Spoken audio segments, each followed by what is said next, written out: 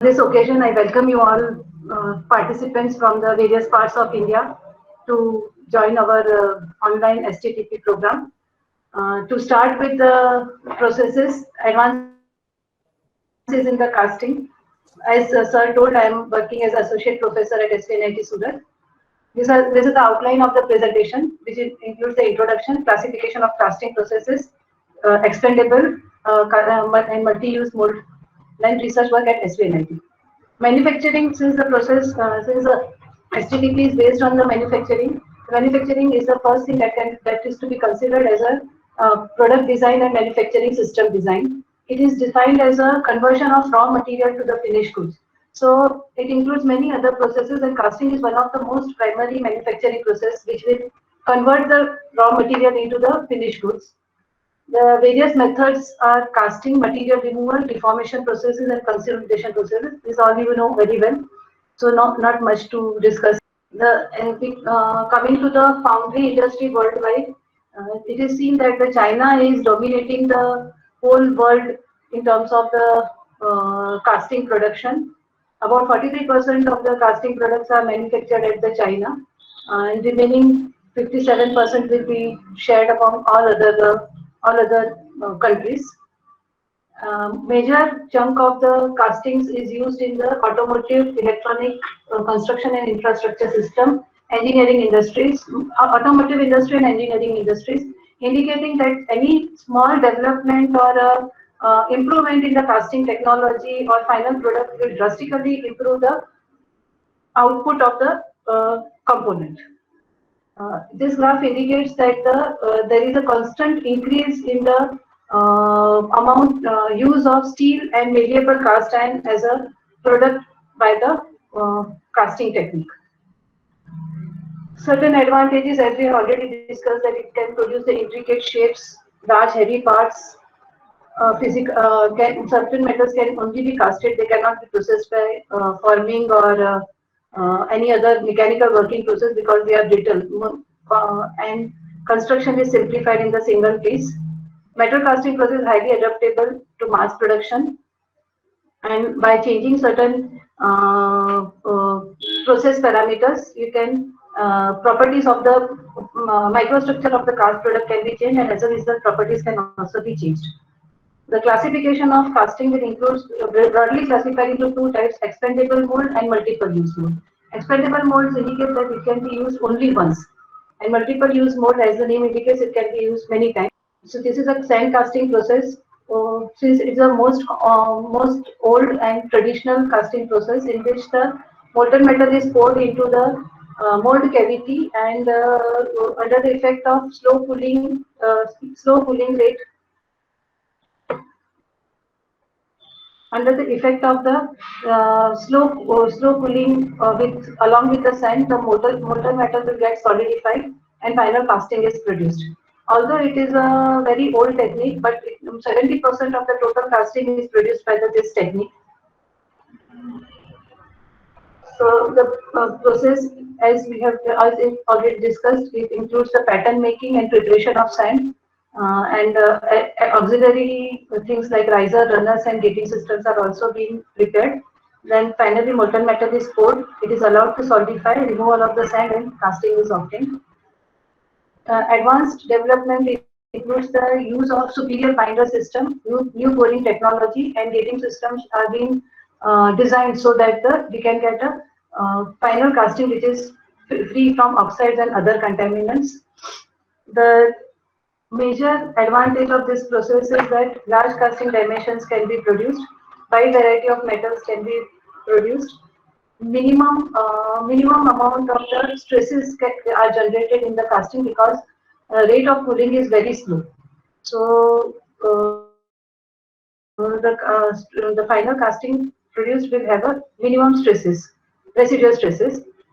Disadvantage, it gives the rough surface, poor dimensional accuracy, high machining tolerances has to be given, coarse grain structure because rate of cooling is very slow, and limited wall thickness can be obtained.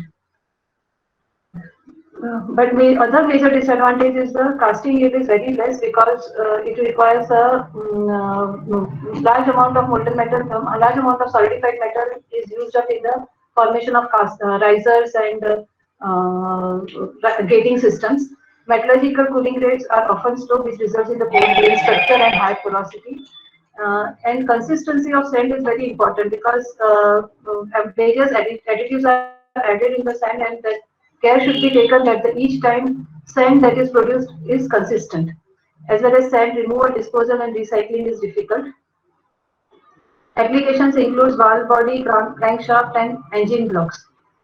Another modification of the sand casting is carbon dioxide molding, in which sodium silicate sand is added and carbon dioxide gas is passed. As a result, SiO2 is formed, and this SiO2 results in the rigid mold, so that the casting produced is of a proper shape and size. Another version of sand casting is a shell molding. In this, we are using a resin is added into the sand, fine size sand, and better dimensional accuracy and higher. This resin is added is thermosetting phenolic resin, and the silica sand is of silica sand in that 3 to 6% thermosetting resin is added, and the process consists of heating the hot pattern and sand, and it is kept onto the surface of the sand, which is having thermosetting resin. Thereafter, it is being inverted. As a result, since the surface of the this pattern is already heated, the sand will get polymerized because of the thermosetting resin, and as a result shell will be produced, and this shell is taken out and joining of the two shells is done and filler metal is added. Because of the the process parameters are being classified as a metal or alloy that is being produced, that is being casted. Additive because it decides the pouring temperature and pouring time. Additives added, like what is the proportion of the additives that are added with pattern, because the surface finish of the pattern is very much important, because whatever is the surface finish of the pattern, that is being replicated into the final shell. Shape, size, distribution, and type of the sand particles is also playing a major role. Addition of resin and catalyst, as well as curing time. All these parameters are to be optimized to get the good quality shell molds. Major advantage of this process is that it will give excellent surface finish, good dimensional accuracy, with in range of 0.03 to plus 0.03 to plus 0.13 mm. So, because of good dimensional accuracy, machining allowances are reduced, and fettling cost is also reduced. Draft angles are lower. Special codes may be eliminated. Additionally, sand to metal ratio is 1:1, whereas in very large amount of sand is required in case of the conventional sand casting. Permeability is high, so that porosity will be reduced, and resistance to moisture pickup because of the preheating of the shell. Major limitation is high cost of the process. Shell thickness control is one of the thing that is to be considered. Cycle time will be higher because we have to go for various steps. Another major drawback is the limited casting rate. Since the molten metal is poured into the shell, the amount of the molten metal that the shell can sustain is also limited. High tooling cost because of the various tools that are required for the production of the shell. Applications: it is very widely used in automobile industry for cylinder and cylinder heads, for air-cooled IC engines, transmission parts, cast tooth lever gears, brake beams. Most widely used metals are carbon steel, alloy steel, stainless steel, low alloy steel, and aluminium alloys. So the applications where thin section and excellent dimensional accuracies are required, then shell casting is most widely used, like in connecting rod, gear housing, lever arms. Next is the investment casting. It is a very old process of around 5000 BC. This was earlier used for the manufacturing of jewelry and artistic products. Later on, it is being used in the is widely used in the industrial applications. Since the mobile ceramic slurry or investments are mobile slurrying or investment is used to form the mold, they are called as investment casting. and it will give excellent surface finish and good dimensional tolerances. So it is considered a cheaper alternative to forging or machining, as well as it is reducing the waste material. So these are the various steps involved. First of all, wax pattern is prepared. Several patterns are being added, being joined with the wax screw. This whole assembly is dipped into the refractory material, and then this refractory material is again added with another types of refractories so as to increase the thickness and so that it can sustain high load, pouring load for the pouring of the metal. Thereafter, it is being inverted and heating so that the wax is removed off. Once the wax is removed, the hollow mold is then filled with the metal that is to be casted, and finally the parts are separated from the screw. So the major applications are in turbocharger wheelers, golf club, electronic boxes, heat replacement plants. Advantage: excellent surface finish. Holes and bosses can be bosses and threads can be successfully cast. Laters and even threads can be successfully cast. Very fine details can be obtained. Expensive tooling is not involved. Disadvantage: more expensive compared to larger. Manual labor is very important and limited to size and mass of the casting. Important process parameters. There is more. What is recent advances in this techniques is the wax pattern. Important process parameters are given in the on the slide, and for each process parameter there are latest developments being carried out, like in wax pattern, ceramic shell. So in wax pattern, they are adding wax pattern has to compensate for the volumetric shrinkage of wax as well as solidification shrinkage of the cast metal. Hence, we have to select the wax pattern judiciously. So characteristic of wax pattern: it should have a lowest possible thermal expansion. Melting point should be higher than the room temperature. It should be resistant to breakage so that it can go into the mold and retain the shape of the mold. It should be smooth and wettable surface. It should have a low viscosity when melted. This is very important because if wax is retained inside the mold cavity when molten metal is poured, it will result into the evolution of large amount of gases, and these gases will result into the porosities. And it should have an easy release from the die, and it should have low ash content, and it should be environmental safety. The various advances, another important property of wax are strength and rigidity. They should have enough strength so that the pattern is made successfully, and it should have a good dimensional controls. So certain additives and filler metals are added. These additives are consisting of soya beans and activated charcoal, palmitic acid, and different wax blends are being added to increase the melting temperature for so that it can retain its shape at the room temperature. So ceramic shell casting, ceramic shell is prepared. So, and additionally, the shell should not fail during the casting. So because otherwise it will result in the material loss. Properties for ceramic shell requirement is the sufficient green strength so that it can remove the wax without failure. Sufficient fire strength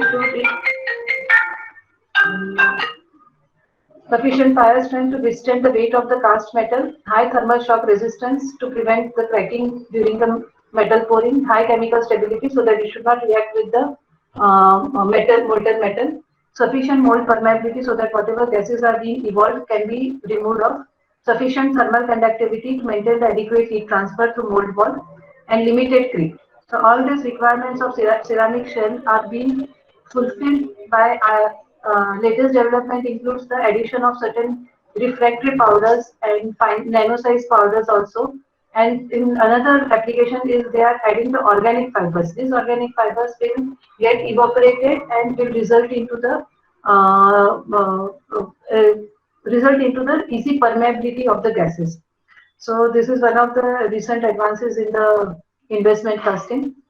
Dewaxing process: usually dewaxing is carried out by using the autoclave, but nowadays they are using the microwave as a microwave heating, so that it will have a minimum environmental impact, selective volumetric heating of the materials, and better product quality. So, but microwave heating is involving the more cost. But however, if there is a large bulk mass production, then it can be adopted. Pouring and finishing. Pouring can be done either by conventional gravity casting or pressure casting or vacuum and centrifugal methods. So these are also by centrifugal addition of these shells, these molds into the centrifugal mold, and then you applying the centrifugal casting technique will give a very good very good casting with an excellent surface finish.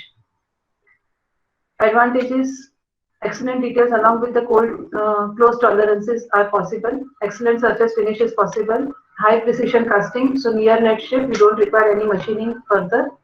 And another major advantage compared to all other processes is that it can produce the intricate shapes and thin walls. So, and very tiny, delicate components can be casted.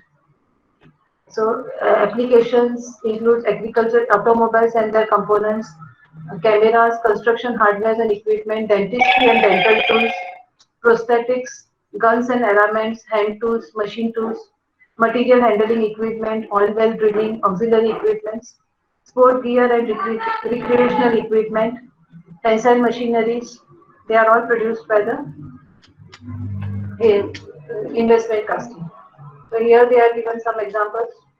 Most widely nowadays it is being concentrated on the biomaterials which will require an excellent surface finish. Next is the multiple use mold. In that multiple use, these are all single use materials. Once the casting is done, casting is taken out, this molds cannot be reused. So another era is the multiple use molds, which includes the permanent mold casting, pressure die casting, squeeze casting, centrifugal casting, and stir casting. Permanent mold casting, usually they are mainly widely used for the low melting point metals like aluminium, magnesium, and zinc. And the mold that is used, mold material that is used is either steel or cast iron. But if it is required that the steel is to be casted, then the mold material that is used is of hot work die steel. The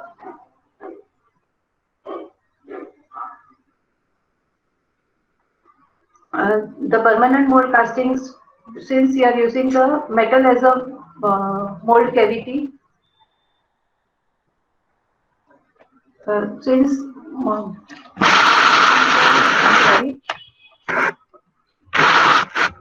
since metal is used as a mold cavity, the rate of cooling is very fast, and so it will have a good strength, toughness, and ductility, as well as dimensional control and surface finish are very good.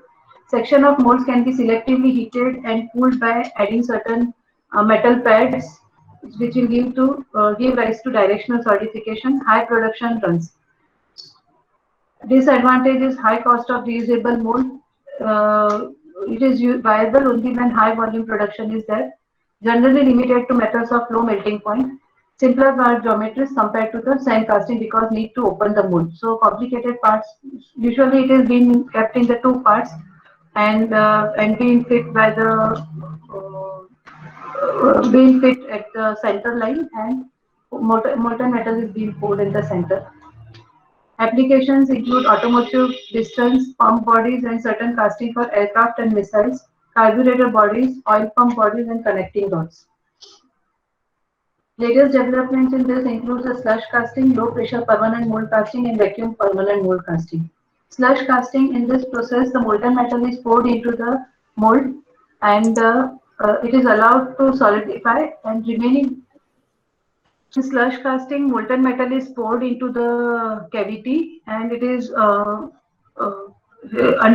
and allowed to cool until the shell of the material forms in the mold, and thereafter the excess material is removed off, and finally casting with good surface details, but the wall of the thickness can you will get a porous casting. Porous means only shell is being casted, because it is, and it will produce a hollow casting rather. So it is widely used for the candlesticks, lamp bases, and statuaries for low melting point materials. Another is low pressure casting. In this, the gas at the low pressure is being applied, and as a result of this pressure, molten metal from the molten metal will rise into the mold cavity. There is no requirement of risers. So, and the rate at which the molten metal is going into the mold cavity is relatively low, which will result into very less turbulence, and filling of the mold with, is at a constant pressure. But disadvantage is that cycle times are longer than the gravity permanent casting. Third is the vacuum mold casting. It is very much similar to the low pressure casting, except that here vacuum is used instead of low pressure. And because of the presence of the vacuum, there is a minimum amount of the porosity, as well as porosity and gases, dissolved gases will be less, and it can handle wall profile, giving excellent surface finish. Mechanical properties are better than the 10 to 15% better than gravity permanent mold casting. Next variable is the pressure die casting. As the name indicates, there is a simultaneous application of the pressure during the solidification as well as the pouring. So, high pressure die casting can produce the force from 60 to 70 to 100 tons, and as a result, castings varying from 50 grams to 50 kgs are being produced. Two types of the machines are used: horizontal cold chamber high pressure die casting and vertical high pressure die casting. It is a very violent and turbulent process. Die pressure up to between 200 to 1000 kg per centimeter square is being applied, and because of this, the speed at which the molten metal enters is very high, and because of very high speed, there will be very high turbulence, and which will result into the air entrapment. And and injection takes place in the milliseconds. So this is one of the drawback of this high pressure die casting. Another variant is hot chamber die casting. In this, the molten metal is furnace is an integral part of the system. Molten metal is spread into the die, and simultaneously pressure is being applied. And once solidified, the casting is taken out. The advantage of this process includes the fast cycle time, approximately 15 cycles in a minute, and but it is limited to low melting point metal. However, this process cannot be adopted for aluminium because since all the equipment parts are made up of iron, during the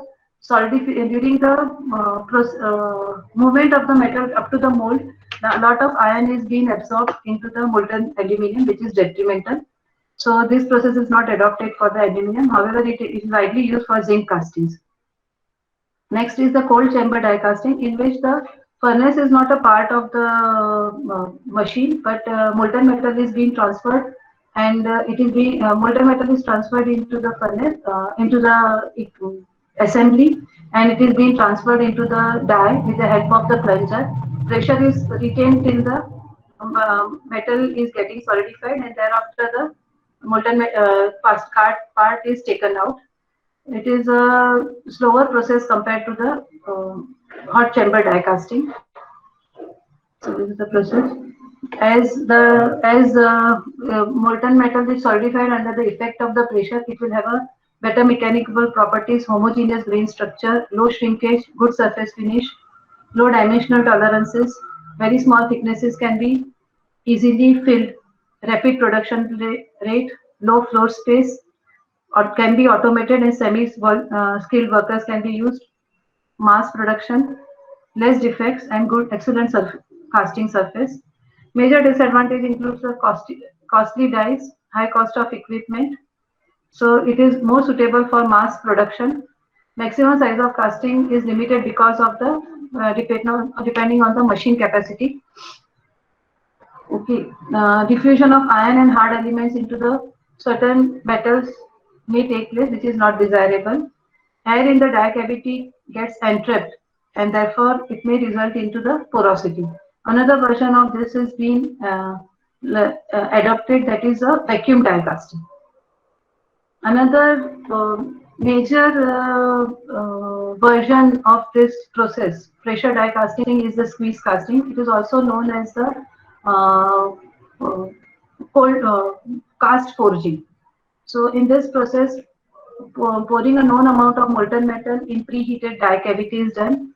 Closing the die, then pressure is applied, and under the effect of the pressure, the metal gets solidified, and we will get the casting, which is having a very less amount of no. It will have a zero porosity and denser or fine grained structure.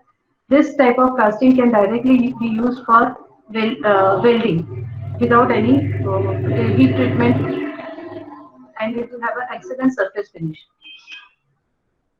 So the parts produced are without gas porosity, no feeders or risers, so the casting yield will be excellent. Alloy fluidity is not critical in squeeze casting as both common.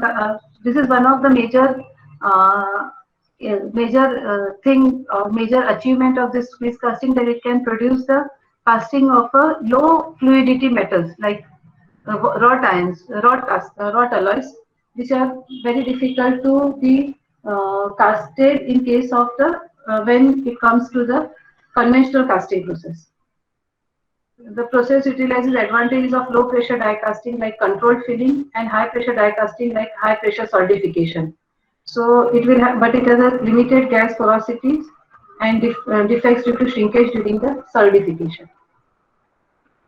In comparison with the die forging, squeeze casting is also called as liquid forging because simultaneously force is applied, and it is a compared to the die forging, it is having a single step process. Die forging, you have a it is a secondary process, whereas this is a primary process. Uh, the pressure is applied before, during, and after the alloy solidification, and it is giving rise to very fine microstructures. Compared to forging, complex shapes parts can be produced in a single step. And no hard. Another thing is that since the material is in the semi-solid conditions, there is no hardening due to the plastic deformation, unlike in the forging condition wherein the work hardening may take place. And so after forging, you have to go for the additional annealing heat treatment to relieve the stresses. Whereas when squeeze casting is being carried out, there is no hardening due to the plastic deformation, and as a result, the it will have a better additional steps are avoided. The pressure applied is lower than during forging, but higher than die casting. So this pressure applied is between 50 to 300 MPa. So applications of squeeze casting includes the engine piston, brake rotors, automotive and truck wheels, steering column housing, structural automotive components. Other alloys such as brass and bronze can be casted for bushing and gears, steel for missile components and different pinion gears, ductile iron for motor shells, etc. Another major recent advances includes the metal matrix composites. There are various methods by which metal matrix composites can be produced.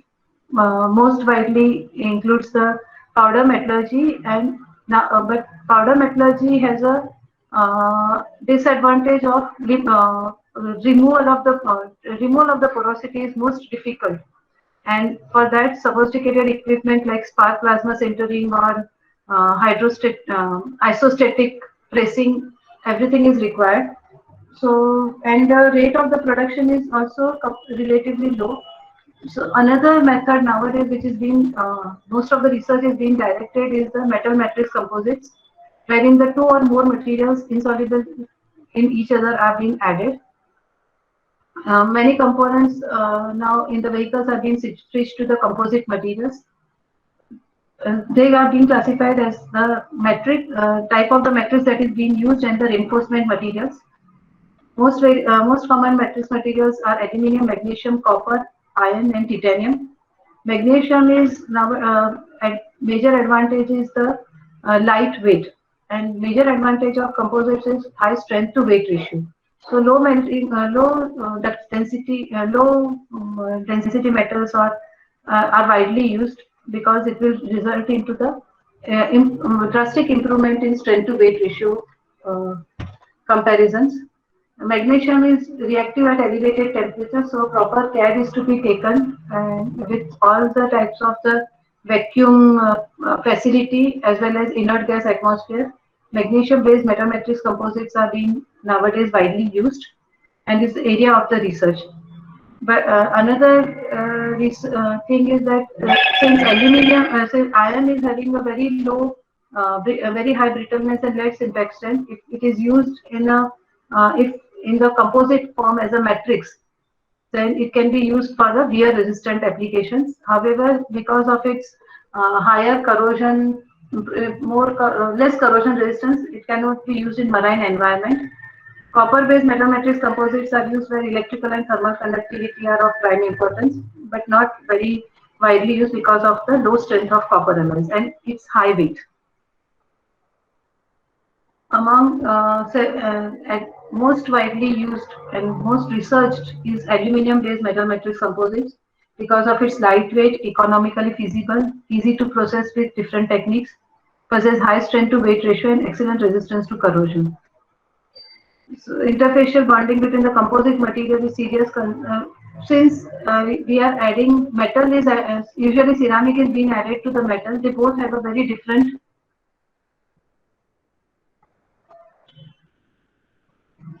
both are having a very different coefficient of thermal expansion, so it is very difficult to merge both the materials, and so various techniques are being invented or being designed to incorporate the two different materials with two different chemical and physical behavior. So liquid state processing, liquid state processing for metal matrix composites are broadly classified into two types: infiltration method and mixing of molten metal and reinforcement particles. Infiltration method includes the already presence of a preforms in which the infiltrants are being distributed and molten metal is being poured, and the process adopted are vacuum high pressure process or centrifugal or squeeze casting, and a process in which both the molten metal as well as reinforcement are simultaneously added is in the stir casting technique. So squeeze casting for MNC, we have already seen that squeeze casting. In this, we are we are already having a preform in which the metal, ceramic or reinforcing phases are already present and molten metal is being poured, and this molten metal is then pressed under the effect of the high pressure, and metal the casting is being solidified under the effect of the applied pressure, and as a result it will have a minimized porosity and near net shape components can be produced. These are the various parameters that are to be controlled during the squeeze casting of the metal matrix composites. Applications includes the aluminum front steering knuckles, chassis frames, brackets or knots. Advantages: little or no machining is required, low level of porosity, good surface texture, fine microstructure. Disadvantages: cost is high due to complex tooling, no flexibility as tooling is dedicated to specific components. Process needs to be accurately controlled. If it is large volume, then only the process is justified. Vacuum die casting, it is similar to the conventional casting. Only thing is that vacuum is being added. Because of the presence of this vacuum, there will be very limited porosity. Vacuum die casting can be used for the vacuum die casting is can be used for production of MMC. Here it is a vacuum die casting in which it is being produced for the composites.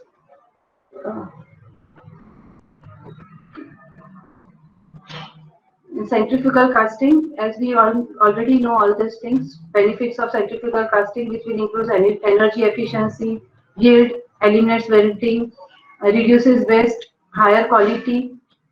For an aluminum caster, version of the centrifugal casting is in the terms of functionally graded materials, in which there will be a variation in the microstructure from core to the surface. And because of the variation in the microstructure from core to the surface, that will be the improvement.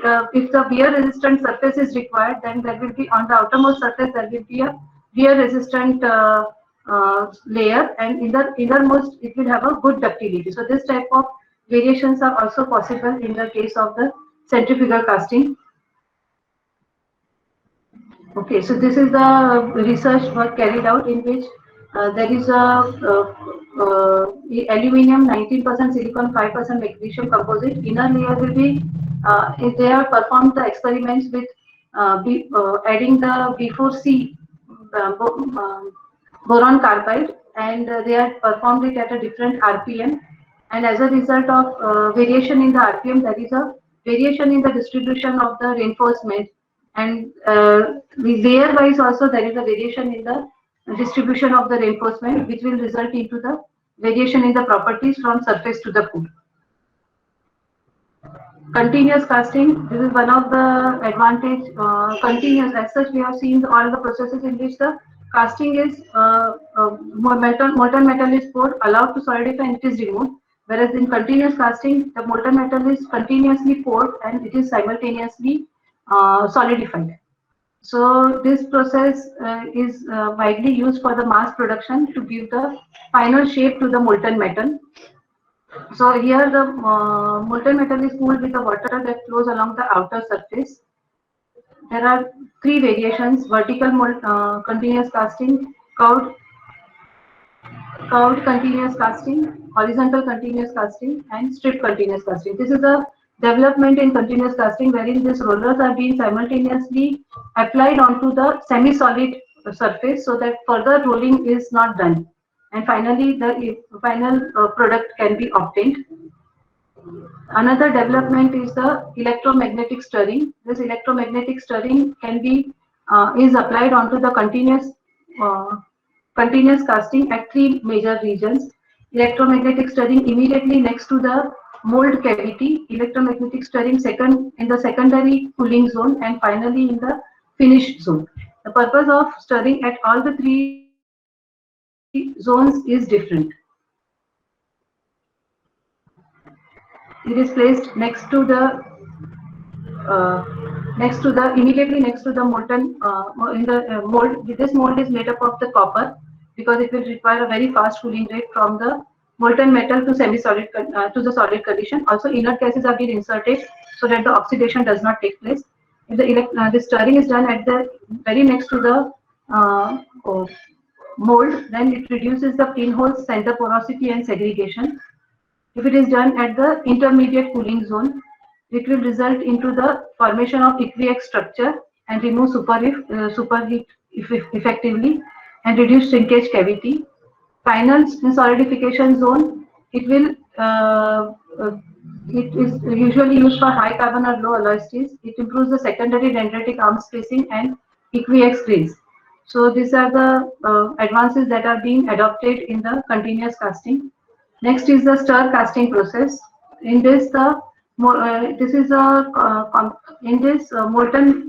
metal. In the molten metal, the reinforcements are being dispersed and mechanical stirring is being carried out so that the uniform distribution of the reinforcement particles occurs. And after this, the molten metal is poured into the mold as per the requirement.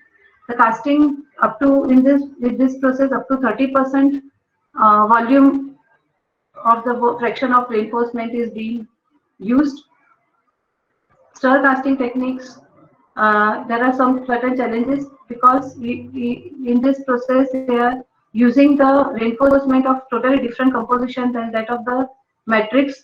So wettability is very important so that the particles get uniformly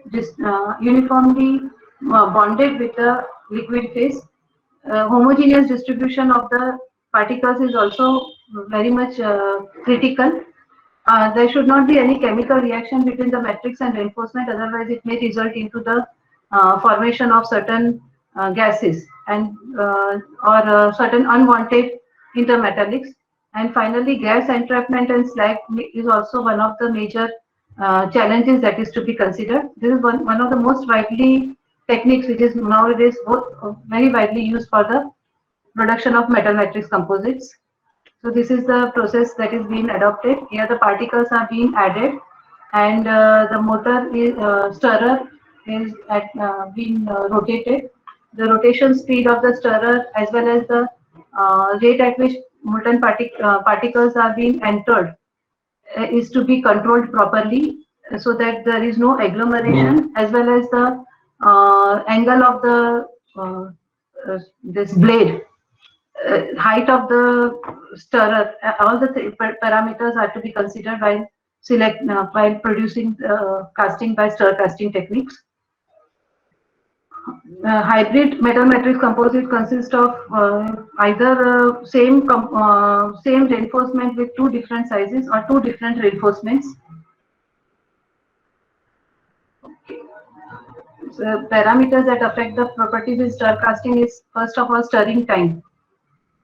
So here they have given the example in which the stirring aluminum 10% silicon carbide metal matrix is fabricated at a 2 different RPM, and it is being stirred at a for a varying time, and as a result there will be a variation in the distribution of the reinforcing phases. Higher stirring time gives a uniform distribution, but it is not always same, because in certain cases if stirring time is very high, then it may result into the entrapment of gases, and this entrapment of gases will result into the final reduction in the strength. Stirring temperature is also very important, because if it is higher the stirring temperature, stirring is done at a higher temperature, it will result into the reduction in the viscosity, and reduction in the viscosity will not give the proper distribution of particles. Particle agglomeration takes place when melt temperature is low, so optimum stirring temperature is to be carried out. Impeller blade, they are telling that it has been already established that the impeller angle of 30 degrees is giving the best properties. Lower or higher gives the agglomeration of the dispersed phases. Impeller position, it is advisable that impeller position should be point the height of the molten metal in the casting, in the crucible. Impeller blade size, it is established that the blade size should be 0.5 the diameter of the crucible, otherwise it will result into the concentration too large, then reinforcement concentrated at the center, too small, then the reinforcement will be moving into the peripheral area. Feed rate, high feed rate result in the particle accumulation, and low feed rate is difficult to achieve due to formation of lumps of solid particles. So RPM is also very important, because if it agitated at a very high RPM, it will result into the turbulence and entrapment of the gases. There are various types of stirrers that are being designed and established. Particle size, they are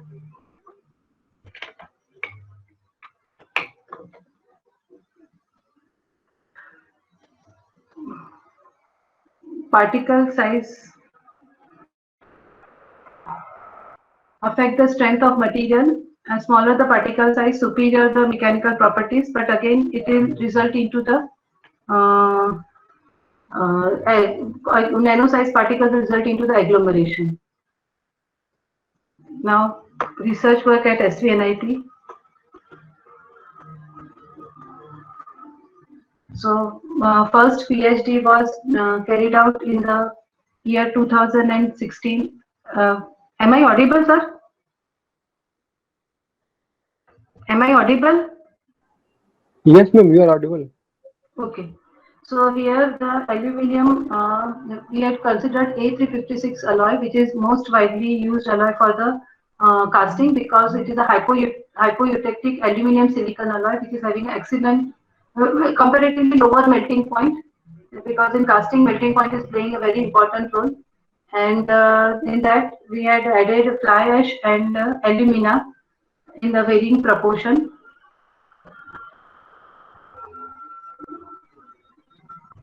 And stir casting technique was adopted. Temperature of 30 degrees above the melting point was selected, and preheated particles were added, and stirring was carried out, as well as this mold was also preheated so as to avoid the chilling effect.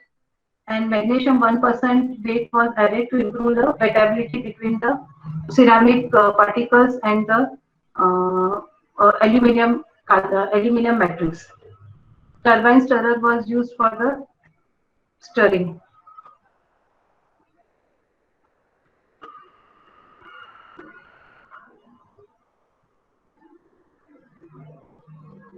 Parameters that we already discussed. Material details were like this. Fly ash was added 4%, 8% and 12%. Aluminum was added 4, 8 and 12. And then combination of fly ash plus alumina was added, like 4%, 2 plus 2, testing was, characterization was carried out in terms of microstructure, EDS, XRD. In this case, we had taken the EDS analysis of the fly ash, reinforced composites, and the result indicated that it consists of alumina and silica. And then the casting was being produced, and XRD analysis was taken. It is normally considered that the ceramic particles will not react with the molten aluminium alloy, but certain reactions have been produced and resulted in the formation of Mg2Si. This Mg2Si is always helpful because it results into the formation of new precipitate into the matrix, and that will result into the improvement in the mechanical properties. Another later on density was being carried out as the process is casting process, and because of the addition of the ceramics, there is porosity was observed, and highest porosity was obtained in case of aluminium 12% silica.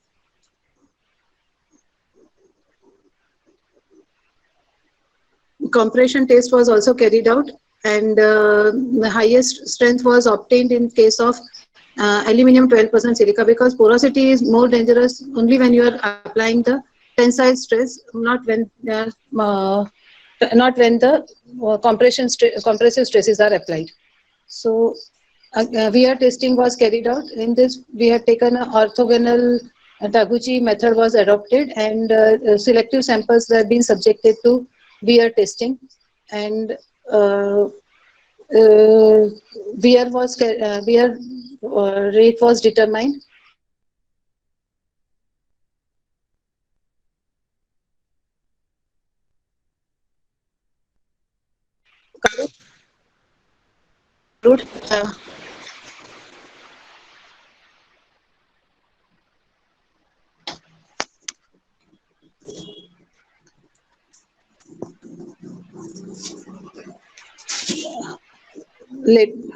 VR characteristics were carried out by Taguchi orthogonal array, and SEM analysis was also carried out, so that the sample we can determine whether which type of wear has occurred, adhesive, abrasive, or combination of both. Again, corrosion testing was carried out so that to extend the capability of this metal matrix composites into the marine environment. It was done with and environment selected was most commonly used 3.5% NaCl, and then corrosion testing was carried out, and it was found that the composites will have a lower corrosion resistance compared to that of the pure metal, but reduction in the corrosion resistance was not very drastic. They were almost having similar behavior to that of the pure metal. Again, corrosion studies, images by SEM were also carried out to determine what is the reason for the corrosion to occur, and at which area highest corrosion is occurring. So mechanical properties, wear properties, corrosion studies, and modeling was also carried out to study determine the whole complete behavior of a metal matrix composite when it is being produced by the stir casting technique with single reinforcement and hybrid composites. Another work was being carried out at MTech project In this, it was done long back, so we did not had a dedicated stir casting furnace. It was done with the help of the driller machine. So molten metal was being produced in the furnace. Then it was taken out and it was stirred with the drill machine. However, the this stirrer was we had prepared a new stirrer which was again coated with chromium oxide so that the iron will not get dissolved into the molten aluminium alloy. Then preheating of the reinforcing particles was done. Preheating of the mold was done with the help of oxyacetylene flames, and molten metal was being casted into the multiple die mold like this. And in this process, we had taken two types of reinforcement, silicon carbide and Al2O3, and proportion was changed from 2:4:6, and hybrid it will consist of combination of silicon carbide and Al2O3 in the equal proportion. Optical microscopy was carried out for all the types of the castings, and there was a behavioral change in terms of the microstructural analysis. Alumina particle will also have a variation. However, because the stirring was done open in air, porosity content was observed. Micro hardness was carried out. Even conventional hardness, Brinell hardness was also done. Tensile testing was carried out. And because of the high porosity, the tensile strength of the component was relatively low. However, so because of lower tensile strength, we had tried with the wear resistance. Another MTech project was being carried out with the same amount of the same reinforcement, but the proportion was changed. The proportion used was 5:10:15, and similarly, final in hybrid also we had considered the combination of both the reinforcing phases in the same. What is already being done is that proportion of the reinforcing phases is varied. So these are the casting microstructures of the composites obtained. Brinell hardness test was carried out. Castings will have a better results in terms of Brinell hardness because it covers a larger area. So microstructural heterogeneity is being covered up, and so this way microstructural analysis, Brinell hardness analysis was being carried out. Wear testing was performed at different sliding distance. Again, here we had used the Taguchi method with varying sliding speed and sliding distance and varying load. It was done on pin-on-disc wear testing machine of Ducom. It is being considered that the hardness and wear resistance are almost considered as a parallel. So hardness testing was also a major role in this process. After the wear testing, microstructural SEM analysis was being carried out, and it was observed that there will be a, depending upon the proportion of the reinforcing phases and their behavior, the behavior of the wear behavior during the wear testing was varied drastically. So in certain particles there will be delamination, abrasion. Due to the silicon particles, it will block the further movement of the metal during the deformation. Then ongoing PhD work is presently carried out, in which the artificially in this process we had doing the in situ precipitate is being formed. TiB2 in situ TiB2 is been obtained by chemical reaction. The chemical reaction occurring is, and because of this, in situ will have a better, this is the chemical reaction is occurring, and finally TiB2 is obtained within the casting. Major advantage of using this in situ is that it will have a good coherency with the matrix. Coherency is very important because it will help into the transfer of the load from matrix to the mold.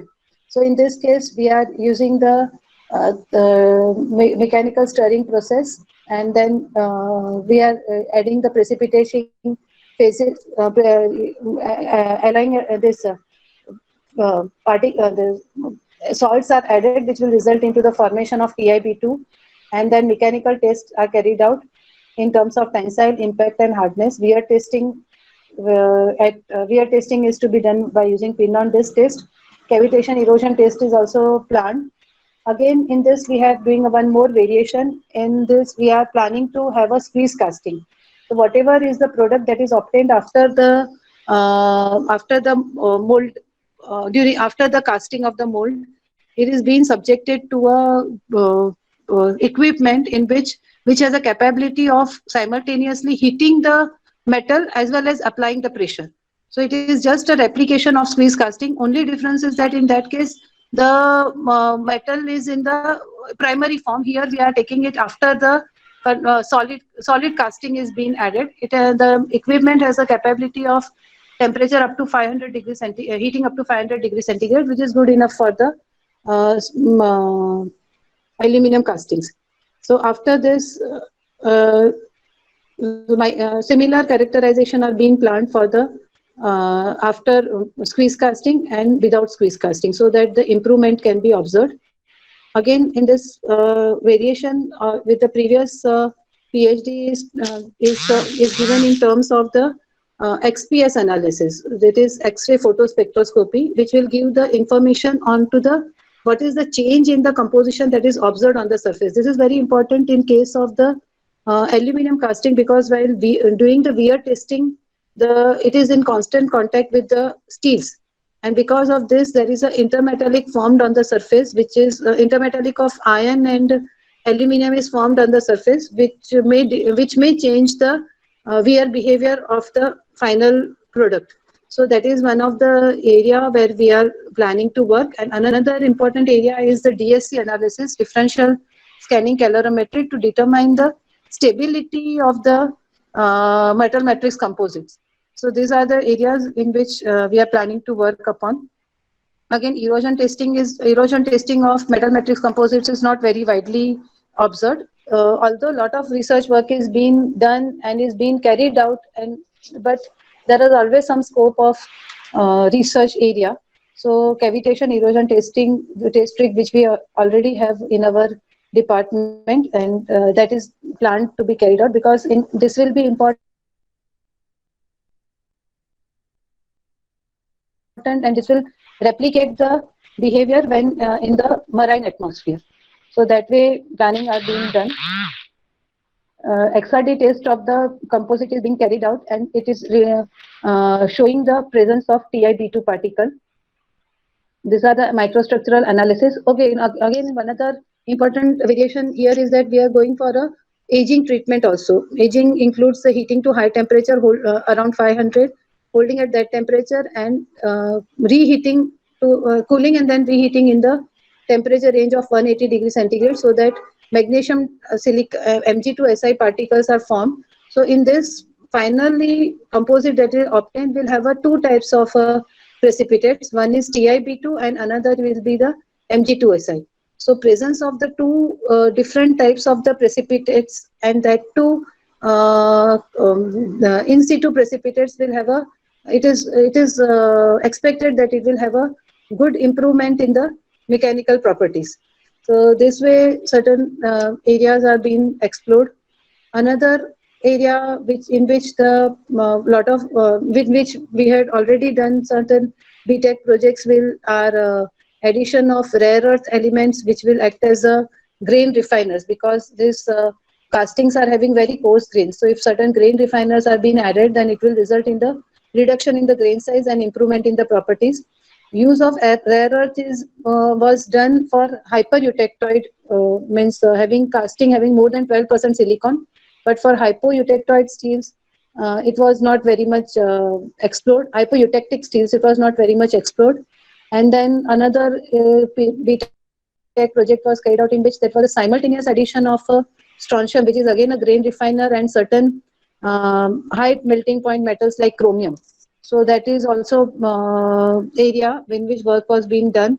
In another work, they had added strontium and rare earth, strontium as well as stirring. Both the things were simultaneously performed to find out what is the improvement and what if they are both complementing each other or they are not having, they are not very much compatible with each other. All this research is being carried out, and now another student is also ready to work in this area, in which we are planning to add high melting point metals so that intermetallics are formed, and care is to be taken that these intermetallics are uniformly distributed, and we will try to explore what are the future applications of these types of final metal matrix composites. With this, I would like to thank you all for patient listening for continuous 1 hour.